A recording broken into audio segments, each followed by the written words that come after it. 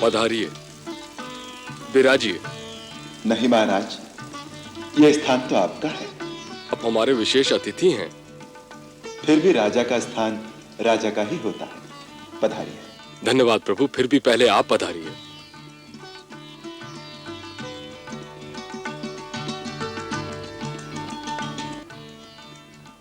हनुमान से आपकी समस्या का वृतांत सुन चुके हैं।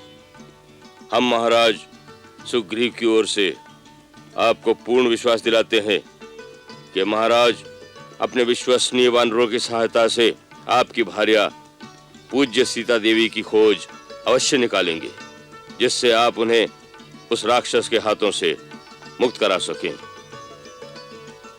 आपका यह अभीष्ट कार्य सिद्ध हो जाए तो हम ये अपेक्षा करेंगे कि महाराज सुग्रीव के बड़े भाई बाली ने इनका राज्य और इनकी स्त्री दोनों छीन लिए हैं। उन्हें वापस दिलाने में आप इनकी सहायता करेंगे। इससे आप दोनों में एक राजनैतिक संधि भी हो सकती है। क्षमा करें ऋक्षराज, मैं इस प्रकार महाराज सुग्रीव की कोई सहायता नहीं कर सकता।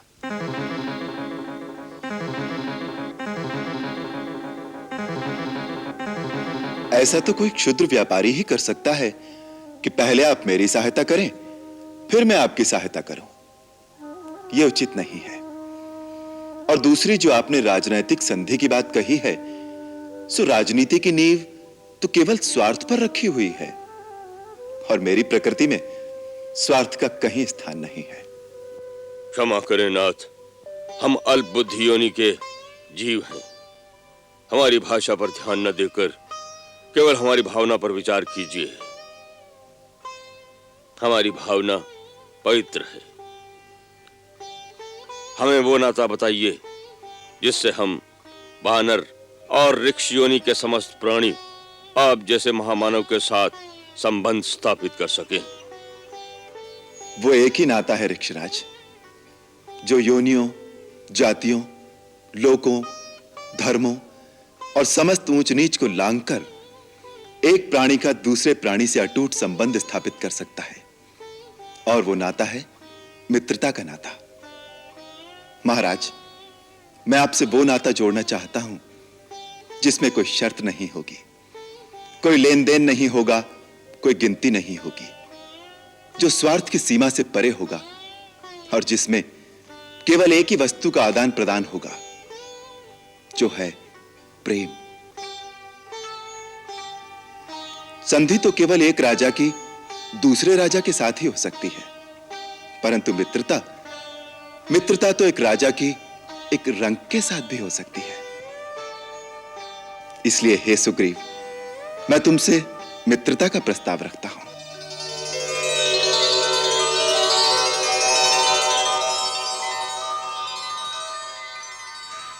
आप धन्य हैं राम। मित्रता एक पवित्र वस्तु है। मित्र ये नहीं देखता कि सामने वाला शक्तिशाली है या नहीं, उसके पास धन या पद है कि नहीं। मित्र वही होता है जो मित्र के लिए बिना कहे ही अपने प्राण तक न्यौछावर कर देता है।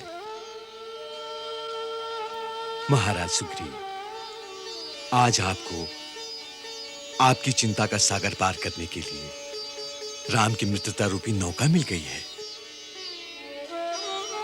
श्री राम ने आज बिन मांगी मित्रता प्रदान करके जैसे एक मृत शरीर को जीवन दान दे दिया हो। प्रभु, हनुमान सत्य कहता है। आप धर्म के विषय में भली भांति सुशिक्षित हैं और सब पर दया करने वाले हैं। वायुपुत्र हनुमान ने मुझसे आपके यथार्थ गुणों का वर्णन किया है।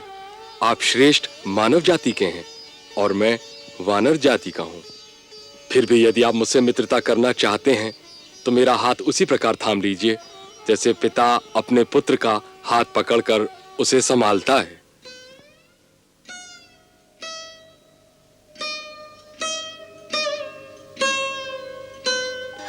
मेरा हाथ अपने हाथ में लीजिए ना स्वामी।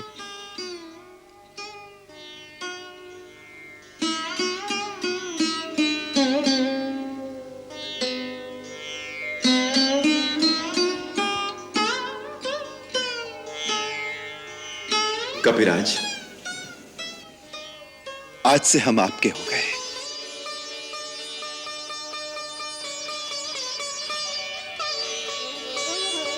हे प्रभु, उठिए।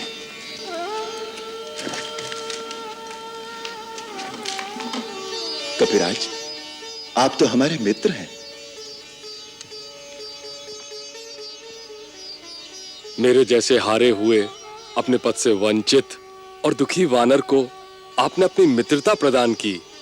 राम, आपका हृदय सागर से भी विशाल है। सच्चा मित्र वही है जो अपने हारे हुए मित्र को फिर से विजयी बनाने के लिए अपनी प्रिय से प्रिय वस्तु का बलिदान कर दे। हे सुग्रीव, हम रघुवंशियों को अपना धर्म, अपना गौरव प्राणों से भी प्रिय है, परंतु अपने मित्र का संताप हरने और उसे विजयी बनाने के लिए यदि आवश्यकता पड़ी तो मैं उनका भी बलिदान कर दूंगा। मित्रता निभाने के लिए यदि पाप कर्म करके मुझे नरक भी भोगना पड़े तो मुझे स्वीकार है। यही मित्रता का आदर्श है और यही मेरी शपथ है।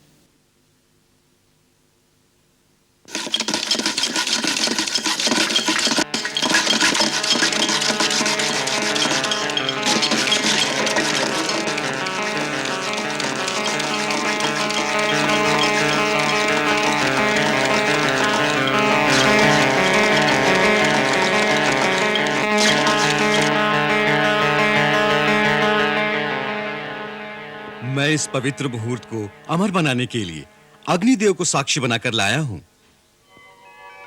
स्वामी, आप दोनों अग्निदेव की प्रदक्षिणा करें, जिससे इस मैत्री बंधन को देवताओं का आशीर्वाद मिले।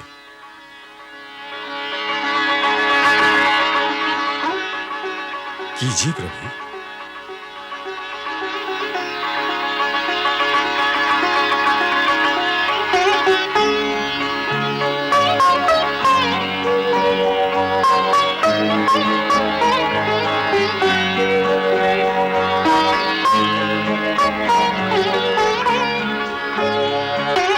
लीजिए स्वामी, अग्नि देवता को अर्पण कीजिए।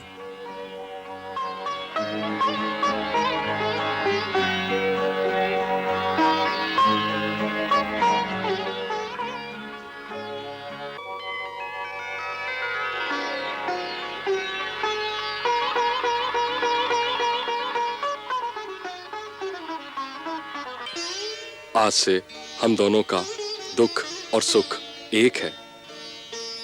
आज से जो कुछ हमारा है वो आपका होगा। सुख, वैभव, साम्राज्य जो आज है, जो आगे होगा, वह सब कुछ हमारी तरह हमारे मित्र का भी होगा। मित्र, हम आपकी भावना के मोल बिक गए।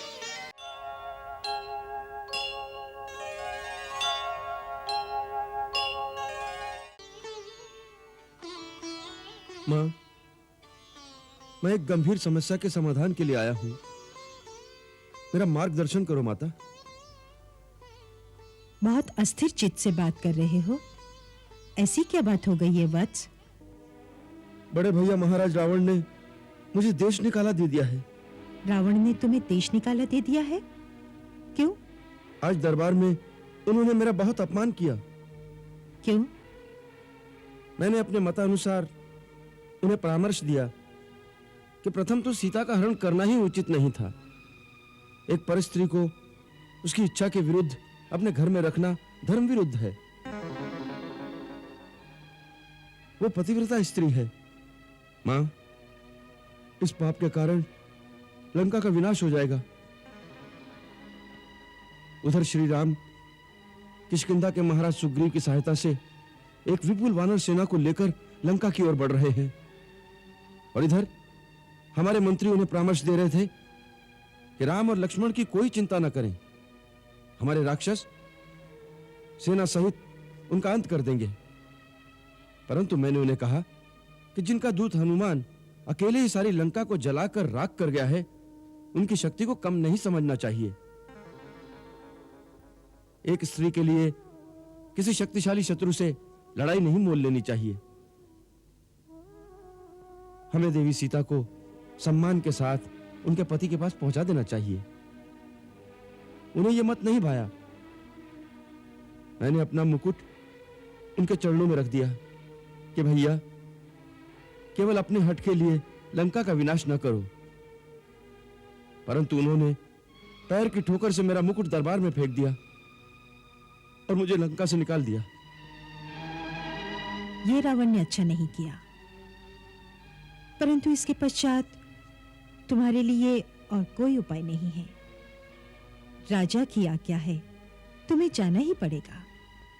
मां, इस समय ये संकट उन पर तो आया ही है, परंतु उनके कारण सारे देश पर संकट की छाया पड़ रही है।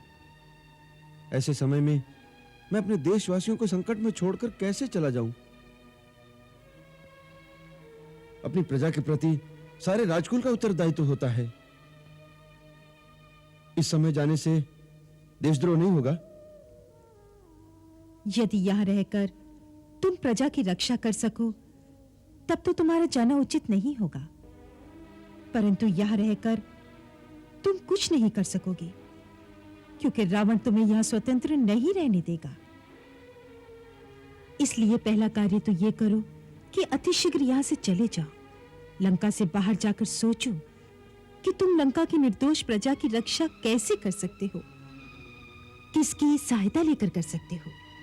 मेरे मंत्रियों और मित्रों का मत है कि मुझे स्वयं श्री राम के पास जाना चाहिए और उन्हें कहना चाहिए कि उनका बैर रावण से है। उनके कारण लंका की निर्दोष प्रजा को दंड न दिया जाए। विचार अच्छा है, परंतु क्या मां? परंतु इसमें बहुत संकट है। क्या? श्री राम तुम्हें क्यों अपनाएंगे? तुम शत्रु के भाई हो, इसलिए नीति अनुसार उन्हें तुम पर विश्वास नहीं करना चाहिए। उन्हें तुम्हारे साथ वही बर्ताव करना चाहिए जो वो रावण के साथ करेंगे। तो दूसरा उपाय क्या है? क्या मैं लंका छोड़कर साधु हो जाऊं, किसी गुफा में बैठ जाऊं और अपने देश का नाश होने दूं? नहीं, वो अक्रमण्यता होगी।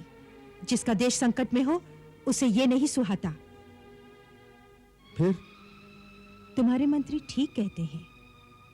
तुम्हें प्रजा हित के लिए अपने जीवन को दांव पर लगाकर भी श्री राम के पास चले जाना चाहिए, या तो वो तुम्हें शत्रु पक्ष का समझकर मृत्युदंड दे देंगे और इस बलिदान से राजकुल में उत्पन्न होने के अपने उत्तरदायित्व से तुम मुक्त हो जाओगे।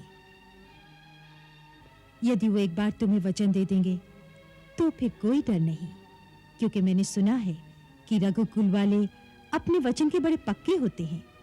प्राण दे देंगे परंतु अपना वचन झूठा नहीं होने देंगे।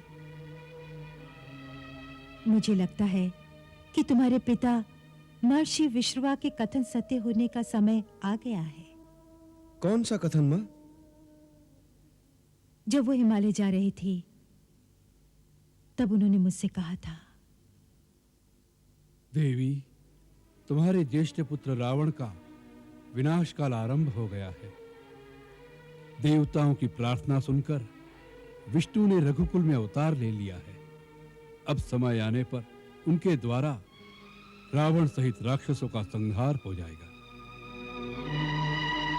स्वामी, क्या एक रावण के कारण हमारा सारा कुल और राक्षसों का ये उन्नत समाज विनाश को प्राप्त हो जाएगा और पितरों को जलांजलि देने वाला भी कोई नहीं रहेगा? कैकसी, तुम्हारा छोटा पुत्र विभीषण अपनी जाति का उद्धार करेगा। उसी के द्वारा उन राक्षसों की रक्षा होगी जो अधर्म के मार्ग से हटकर प्रभु की शरण में जाएंगे।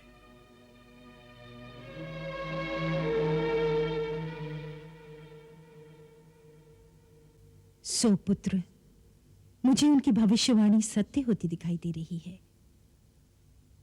तू यहां से सीधा श्री राम के पास चला जा। मेरा आशीर्वाद तुम्हारे साथ है। मां, एक बार फिर अपने बड़े भैया से प्रार्थना करके देख लूं। कदाचित उनका क्रोध इस समय शांत हो गया हो और वो मेरी बात सुन ले। तू बड़ा साधु है विभीषण। जा, फिर जाकर देख ले।